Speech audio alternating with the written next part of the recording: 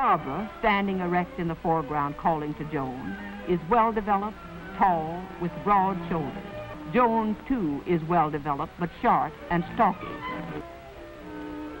Jean, 11 years old, shows beautiful development and excellent control of her muscles, and is a lovely-looking creature because, from infancy, Jean has had everything that helps to make a beautiful human being. We live in a time where equality and open-mindedness and radicalism is sort of celebrated in one way, and yet the undercurrent is still very much about policing women's bodies. What is it that creates this unfavorable impression the others have of her? There's a mirror, Adrienne. Go on, look at yourself. See if you can discover what it is.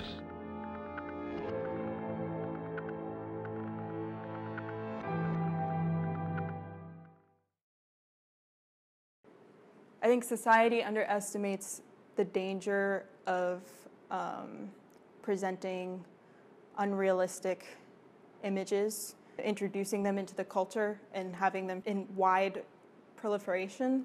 We as humans are very deeply visual creatures, so even if we're not necessarily conscious of how these images affect us, I do believe that they kind of embed themselves in our subconscious. When I talk about good appearance or good grooming or looking your best, you probably think immediately of clothes or hairstyle or makeup, just like the icing on the cake. If the icing is very good, well, that's fine.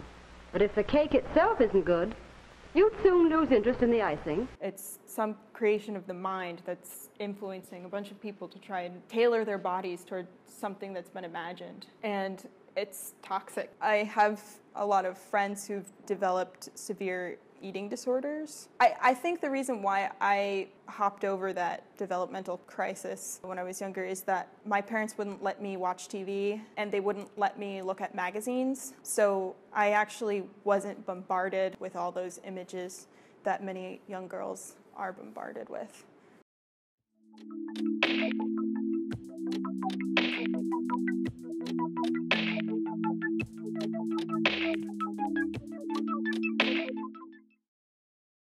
I did do dance when I was a kid, but not for very long. And it was also, I don't know what kind of dance the Skidmore dancers do, but this sort of dance that I did when I was younger was actually more akin to cheerleading than dance. And also, I was kind of clumsy, so.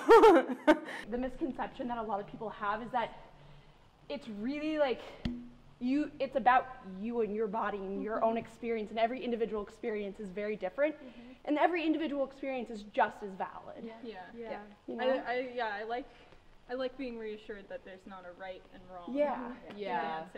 I think that's a very important thing to remember, because it's like, just, you can't be afraid to do movements that like look weird, or because it's like first of all, everyone has a different idea of what weird is. And I think it's just like dropping that and being like, okay, like, you know, you can lift up your knee and move it around a little bit. And like, I definitely think dance can express social and political views. I think just within the choreography that I see, like for example, right now we're performing a piece by Batsheva where we are singing traditional Jewish ritual songs, and in the end we strip down to basically our underwear. And I mean, that's an example of something that's very politically charged, and I don't think it gets much more charged than that. Have you ever felt pressured to fit into a specific bodily mold? And where do you think that pressure comes from? Yes. When I was younger, everything that I did was trying to move more into whiteness and less from blackness. Even at school, I saw like people who just were genuinely themselves be ridiculed and reprimanded just for being themselves. And so I felt like, okay, I don't have an option to just be. Like kind of feeling the rocking of your body and just being conscious of how your body feels. So, if you want to lift up your arm and just drop it and feel like, how does the weight of that feel versus lifting your arm and like pushing it down? There's no right or wrong way to any of this. So just feeling your body moving, floating. You should feel very relaxed. This is no pressure. There's something about moving and the moving body and the experience of the moving body that allows your mind to kind of just go free into a separate place in addition to where your body is. I think it's really hard to pick a message to send to girls, younger girls, but I think it's more so a message to our generation and who's going to be the future of these kids, and telling them how can you raise your children, how can you promote a more positive way and a positive environment in which the female body is viewed, so that these children can grow up in a much more warm and natural and accepting environment. Historians might break it down into 3 groups of types of activists: liberal feminists, radical feminists. And then the third group was the women's liberation movement. Women's livers, as they called them in the 1970s, right? And so that group is younger than the liberal feminists. That group is less interested in traditional politics. It's more interested in fostering sisterhood, in raising consciousness. By that, what they were interested in was raising consciousness about women's place in society. So I was very involved in feminist activity even when I was in college. So back in the late 80s, I went to marches in Washington. At the time, the marches were really about equality, gaining equality, pay equity, and access to opportunity. We weren't as targeted politically as we are now. So here, what they're arguing is that society is full of gender and sex-based discrimination. And so this is the notion of the personal is political, right? What seems like sort of small-scale slights. Somebody walking by a construction site and getting catcalled or whistled at, right?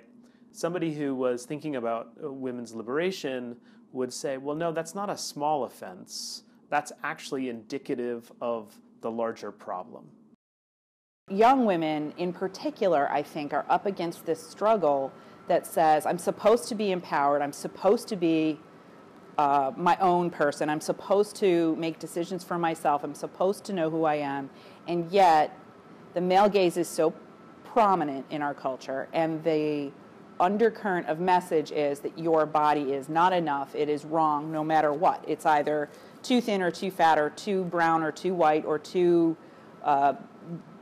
bodacious or too flat, or any number of things are just constantly policed.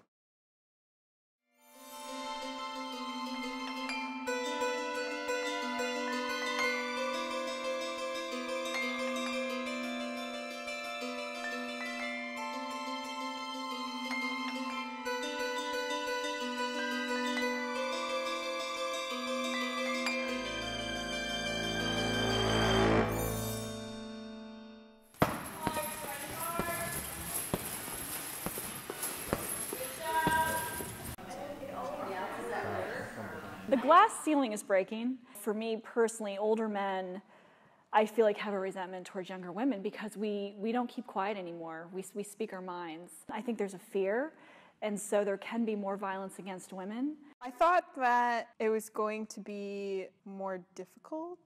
I definitely didn't master the moves in one class, but what I was worried about was that there were going to be these multi-step movements that I wouldn't be coordinated enough to actually implement in a scenario where I would need to use such movements. But a lot of them were like 2 to 3 step movements. I feel like with repetition, they're really easy to master, which gives me confidence because that means that it doesn't take much to just know enough where you can feel safe. I tell women, change the subconscious, that you absolutely can defend yourself. You have to believe you can defend yourself. I know I believe 110% that I can defend myself, and I honestly believe that's why I never get approached. All right, so if you want to take that, just like. I was having a really rough time just with my weight, with my mood, and just not feeling very good about myself. And I thought, I need to make a big change. I was just online one day, and I saw, I Love Kickboxing, and Clifton Park was doing a promo. And I thought, yeah, I'll do it. And I called them, and they said, okay, you're coming in at 6 a.m. It has completely changed my life since then. So the big things for me, mood, community, and just energy level and health in general. I've gained this amazing community of mostly women, a couple of men, but really the community of women is the most important thing to me. My energy level has skyrocketed. I'm more motivated to eat better. And the big thing for me is I suffer from bipolar type 1. And so my mood is kind of unstable as it is. So this has been a huge mood stabilizer for me. I'm going to show you, it's jab cross, it's really easy. So, but you're fighting, this is fighting guard. So it's your left foot forward. Yep, left foot forward, right foot is kind of like back, kind of like angled out. And then you're always going to keep your hands in your face. A lot of people kind of keep them down here, but you really need to keep them up here. Okay. So no matter what you're doing, like if you're throwing a punch, you always bring it back to your face. All right. To kind of protect your face. So this is called jab. So then you have a jab cross. And when you do a cross, you're actually pivoting your right back foot. Makes you feel so much better about yourself and your ability to kind of assert yourself and defend yourself. Today I had the lovely Lydia Nightingale show me how to kickbox. I expected to have fun, and I did. I thought, as I think with many things, that it was going to be something that I couldn't do, and I could. What I learned is that things aren't that serious. I can have fun. I like doing stuff like this because it helps me to relax. It helps me to expel a lot of negative energy. Kickboxing is sort of a relatively new thing. You know, it really started back in the 90s and it's been picking up momentum. You could talk to like somebody at the desk next to you and find out that they do kickboxing. Like it's become this really widespread pastime. And I really think it is reflecting in a lot of women's lives just how, you know, much better it makes them feel about themselves and just how much more empowered it makes them feel. I definitely do it again. I want to keep doing it. I want to keep learning how to kickbox.